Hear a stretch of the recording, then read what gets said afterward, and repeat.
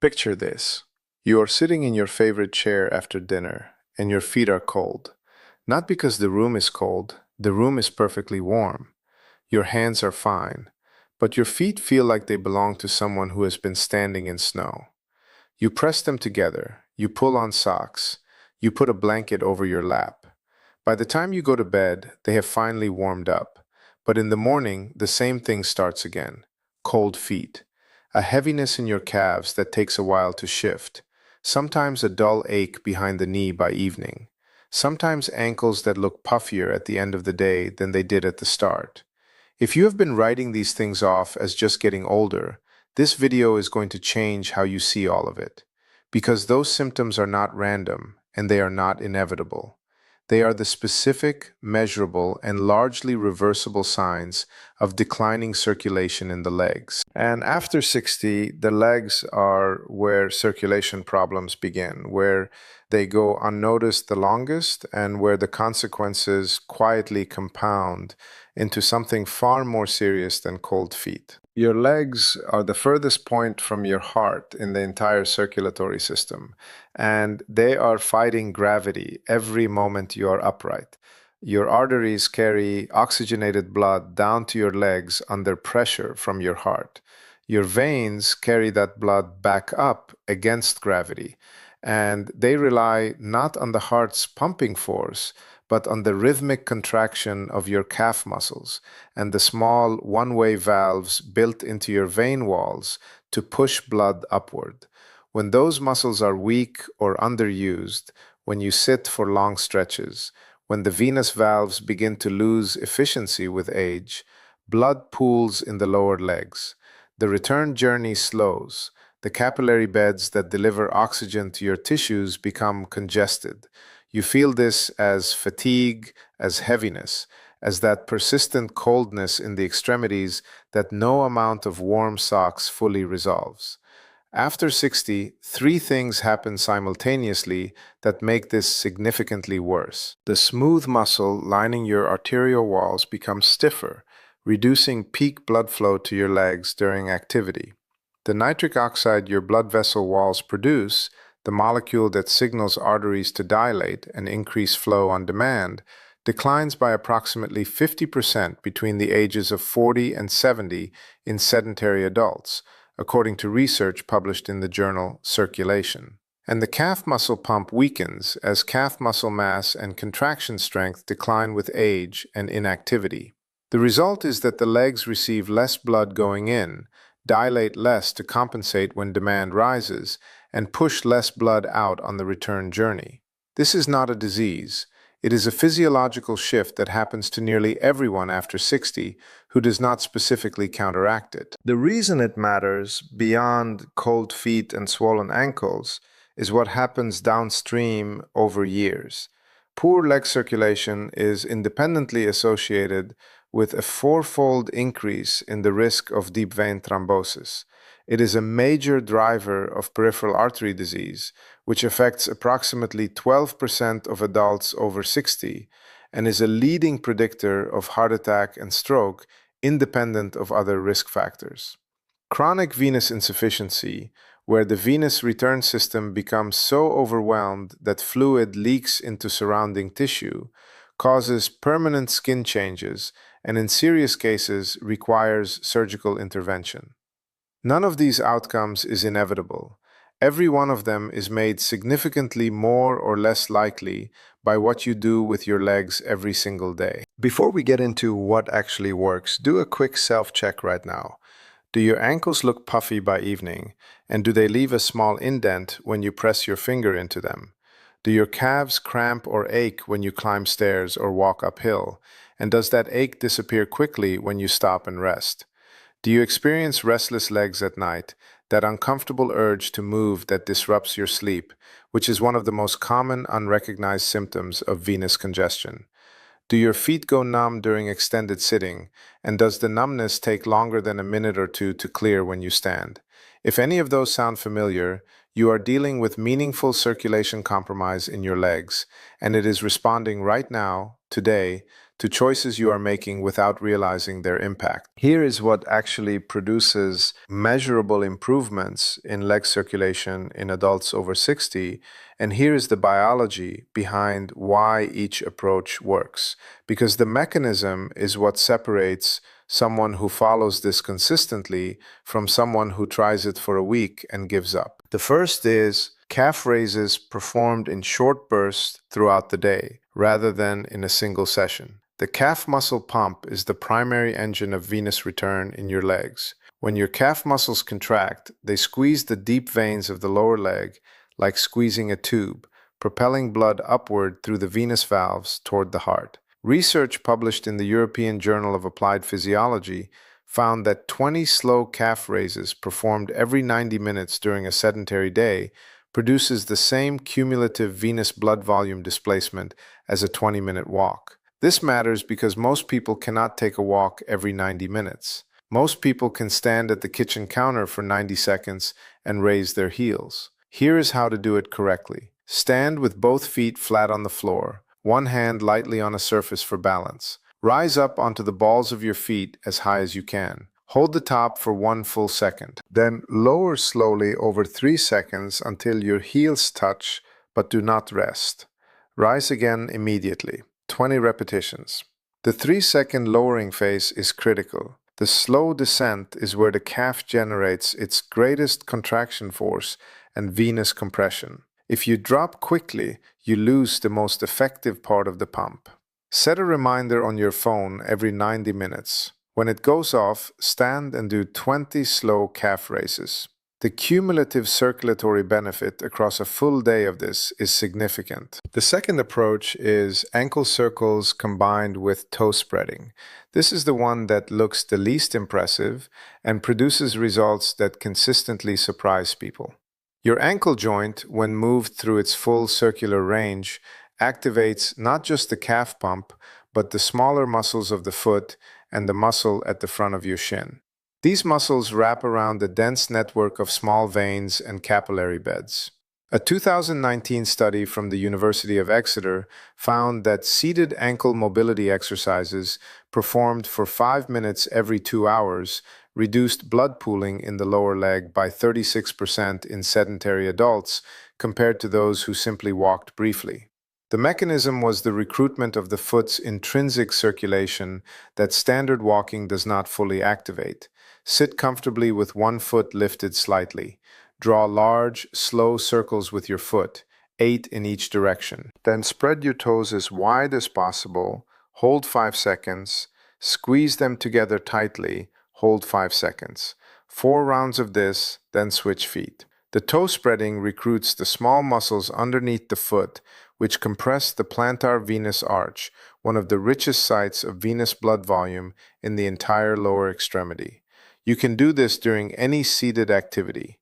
5 minutes, no equipment, a direct, measurable effect on venous pooling in the legs. The third approach is walking with deliberate heel-to-toe mechanics rather than shuffling. Most people over 60 who have been told to walk more for circulation are walking in a way that reduces the circulatory benefit of every step. They shuffle. They take shorter steps with less push-off at the toe. They land flat-footed. This reduced gait pattern exists for real reasons, but it also means the calf pump barely fires with each step. In a normal heel-to-toe gait, the heel strikes first, the foot rolls forward, and the calf contracts powerfully as the toes push off. That push-off is the pump activation. A study from the journal Gait and Posture found that adults over 65 who walked with deliberate heel-to-toe mechanics showed 28% higher peripheral circulation during walking compared to those walking with a shuffling pattern at the same pace. The instruction is simple. On every walk, think about 3 things deliberately. Land on your heel. Roll your foot forward. Push off with your toes and feel your calf contract. Do this consciously for the first 2 minutes of every walk until it becomes automatic. You do not need to walk faster or further. You need to walk with better mechanics, and the circulatory benefit of every step you already take increases substantially. The fourth approach is elevating your legs above heart level for 15 minutes twice a day. When your legs are raised above your heart, the hydrostatic pressure that opposes venous return is eliminated. Blood that has been pooling in the veins and capillary beds of your lower legs flows back toward the heart rapidly under gravity. This reduces chronic venous congestion, gives your venous valves a rest from the constant pressure they sustain during upright posture, and allows the capillary beds to clear waste products that accumulate when circulation is sluggish. Lie on your bed or sofa and place two firm pillows under your ankles so your feet are 6 to 8 inches above chest level. Stay here for 15 minutes. Do this once in the mid-morning and once in the late afternoon. The mid-afternoon session is particularly effective because it follows the longest uninterrupted sitting period of most people's days. Within the first week, most people with ankle swelling notice a measurable reduction in end-of-day puffiness. Within 2 to 3 weeks, the overall heaviness and fatigue in the legs tends to reduce because the chronic venous congestion that creates that heaviness is being partially cleared twice a day rather than accumulating without interruption. The fifth approach is targeted dietary changes that restore nitric oxide production in your blood vessel walls. This is the only approach that works from the inside outward, addressing the arterial side of the circulation problem rather than the venous return side. The cells lining your arteries produce nitric oxide in response to specific compounds in food, primarily dietary nitrates found in leafy green vegetables and beetroot, and flavonoids found in dark berries and dark chocolate. When you eat nitrate-rich foods, your body converts those nitrates into nitric oxide, which signals your arterial smooth muscle to relax and dilate, directly increasing blood flow to peripheral tissues, including the legs. A study published in the journal Hypertension found that adults over 60 who consumed a daily serving of nitrate-rich vegetables for 4 weeks showed significant improvement in peripheral arterial blood flow velocity, measured by Doppler ultrasound, compared to a control group. The effect was most pronounced in the legs and feet. The practical change is straightforward. Add 1 or 2 servings of leafy greens, spinach, rocket, kale, or Swiss chard to your daily diet. Drink a small glass of unsweetened beetroot juice 4 or 5 times per week. Eat a handful of dark berries every day. These are not supplements, they are foods, and their effect on vascular function accumulates over weeks in a way that exercise alone cannot fully replicate, because the dietary nitrate pathway operates independently of the exercise-induced one. Now let me address 5 things that actively worsen leg circulation after 60, because avoiding them is as important as adding the 5 approaches above. Sitting with your legs crossed or your ankles crossed under the chair compresses the major veins at the knee or groin and restricts venous return from the entire leg below that point. After 20 minutes in this position, blood pooling in the lower leg increases measurably. Keep both feet flat on the floor when seated. Wearing tight elastic at the top of your socks creates a tourniquet effect at mid-calf. If you can see a visible indentation where your sock top sits at the end of the day, that sock is restricting circulation. Switch to graduated compression stockings or looser socks. Inadequate hydration increases blood viscosity, meaning your blood moves more slowly through the small peripheral capillaries. 6 to 8 glasses of water daily is the baseline in adults over 60 for maintaining adequate peripheral flow. Applying prolonged heat directly to the legs without subsequent movement dilates the surface blood vessels and draws blood away from the deeper venous return system. If you use heat on your legs for comfort, follow it with 5 minutes of calf raises to drive that pooled blood back into circulation. And smoking remains the single most powerful modifiable risk factor for peripheral artery disease in people over 60, accelerating arterial narrowing in the legs at a rate that no amount of dietary or exercise intervention can fully counteract while exposure continues. Now, the questions people ask most often about leg circulation after 60. Do compression stockings actually help, or are they just uncomfortable? They help significantly when worn correctly. Graduated compression stockings, where the pressure is highest at the ankle and decreases up the leg, are clinically effective for venous return. The correct compression level for general circulation support in adults without a formal diagnosis is 15 to 20 millimeters of mercury. Put them on in the morning before getting out of bed when venous filling is at its lowest. If you wait until you have been upright for an hour, you are compressing a leg that is already congested. Is circulation decline reversible after years of progression? Yes, meaningfully so. A study published in the Journal of the American Heart Association followed adults over 65 with peripheral artery disease through a 12-week program combining daily walking, calf exercises, and dietary nitrate intake. Walking distance before onset of leg pain increased by an average of 63%, and resting ankle blood pressure improved significantly. Endothelial function improvements were detectable within 4 weeks.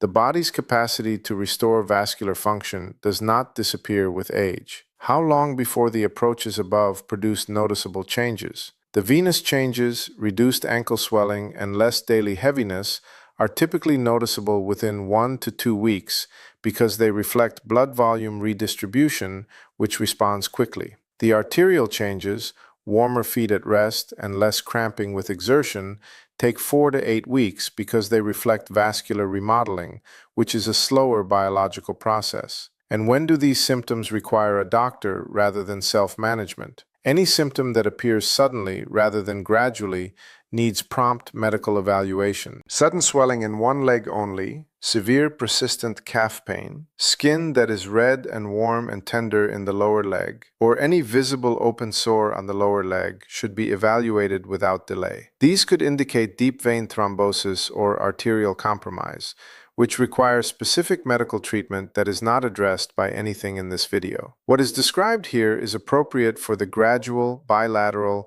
activity-related leg circulation changes common in otherwise healthy adults over 60. Let me tell you about a man named Gerald. He was 71.